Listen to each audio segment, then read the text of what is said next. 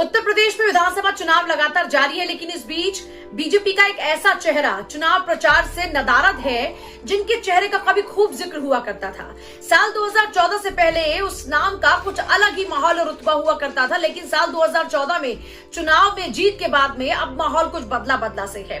दरअसल हम बात कर रहे हैं वरुण गांधी की। बीजेपी के ही सांसद है वरुण गांधी, लेकिन अब उन्हें पार्टी में कोई तवज्जो नहीं दी जा रही है।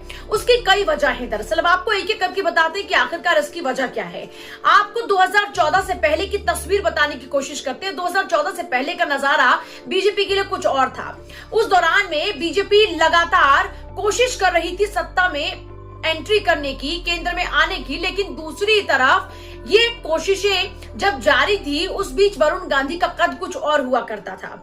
वरुण गांधी उस दौरान में अच्छा खासा बड़ा पद और कद बीजेपी के अंदर रखा करते थे, लेकिन उसके बाद 2014 के चुनाव के बाद सब कुछ मानो खत्म सा हो गया। आइए अब शुरुआत करते हैं 2014 से पहले ऐसा क्या हो गया वो बताने की, जिसके बाद से वरुण गांधी का कद ही बीजेपी में घट गया।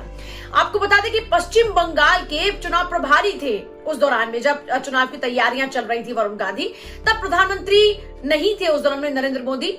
उस दौरान में मुख्यमंत्री थे गुजरात के, लेकिन उनका कार्यक्रम था, एक बड़ी रैली की गई थी और उसकी पूरी की पूरी जिम्मेदारी खुद वरुण गांधी के कंधों पर थी। हालांकि बीजेपी उस दौरान में दावा कर रही थी कि उस रैली में 2 लाख से ज्यादा लोग आए हैं और ये रैली सफल है, लेकिन अगले ही दिन जो मीडिया के अंदर खबरें थी और जो बयान वरुण गांधी का छपा था वो हैरत कर देने वाला था, क्योंकि वो कह रहे थे कि ये रैली असफल रही और इसमें सिर्फ और सिर्फ कुछ हजारों लोग थे। यानी उनका कहना था कि जिसको 2 लाख करके बताया जा रहा है वहां पर तो 40,000 लोग मात्र थे। जिसके बाद से अमित शाह को वरुण गांधी खटक गए और इतने ज्यादा खटके कि 2014 में चुनावी जीत के बाद जैसे ही उनको पार्टी के राष्ट्रीय अध्यक्ष का पद मिला, तभी अमित शाह ने उनसे महासचिव पद भी छीन लिया। उससे पहले तक पार्टी के महासचिव हुआ करते थे वरुण गांधी, लेकिन वहां अमित शाह के राष्ट्रीय अध्यक्ष बनने के बाद में वरुण गांधी से उनका ये पद छिन गया। अब आती है बारी, ये पद छिन गया, लेकिन आगे क्या? जब बारी आई कैबिनेट में जगह देने की, तो कैबिनेट में भी सिर्फ और सिर्फ मेनका गांधी को ही जगह दी गई। वरुण गांधी का नाम वहां पर भी कट गया और ये कहा गया कि एक परिवार में सिर्फ एक ही शख्स को कोई भी पद मिल सकता है, और ये कहकर उनसे महासचिव का पद ले लिया गया और मेनका गांधी केंद्र में कैबिनेट मंत्री बन गई। अब सबसे बड़ा सवाल यह था कि चलो यहां तक तो बात ठीक थी, लेकिन आगे क्या हुआ? आगे ये हुआ कि वरुण गांधी भी समझ चुके थे कि अब यहाँ पर दाल ठीक तरीके से गलने वाली नहीं है और वरुण गांधी को भी ये बात खटक गई। वरुण गांधी से उनका पद छीन लिया गया, उनका जो कद था उस कद को छोटा कर दिया गया। हालांकि 2014 में भी वो चुनाव लड़े बीजेपी के टिकट पर, 2019 में भी उन्होंने चुनाव लड़ा, सुल्तानपुर से उन्होंने चुनाव लड़ा, इस बार सुल्तानपुर से वो जीत भी गए, लेकिन इसके बावजूद फिर से उनको कोई पद नहीं मिला। अब आप समझ लीजिए कि वरुण गांधी एक तरफ जहां लगातार ये उम्मीद लगाए बैठे थे कि शायद उनका भी कुछ भला पार्टी में होगा, वहां उनके लिए कुछ भला नहीं हुआ। अब 2019 के लोकसभा चुनाव की अगर बात करते हैं तो आपको बता दें कई ऐसे प्रकरण रहे जिसके बाद से वरुण गांधी की नाराजगी बीजेपी के प्रति कितनी है और बीजेपी के लोगों की, खासतौर पर अमित शाह की नाराजगी वरुण गांधी को लेकर कितनी है, ये स्पष्ट होने लगा। अब आप लखीमपुर खीरी प्रकरण की बात कीजिए या फिर किसान आंदोलन की बात कीजिए, दोनों ही मामलों में वरुण गांधी बड़ा मुखर होकर बोलते आए।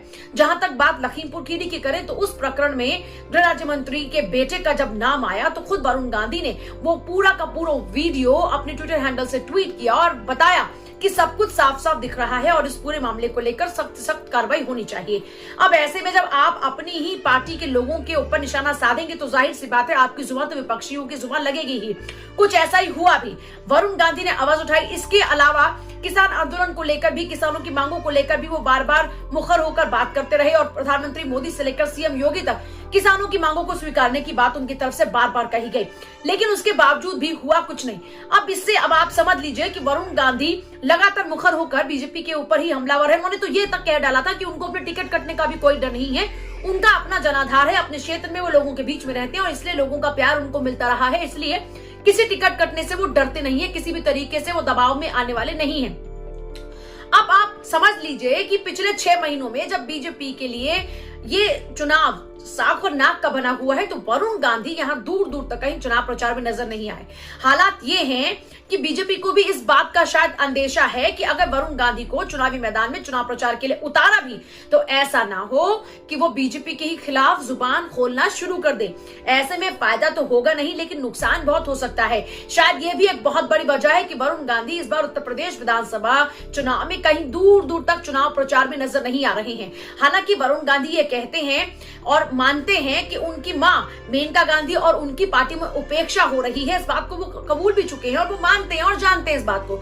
लेकिन हकीकत यह है कि वरुण गांधी का कद अब बीजेपी में बहुत छोटा हो चुका है और वरुण गांधी इस बात को बखूबी जानते हैं।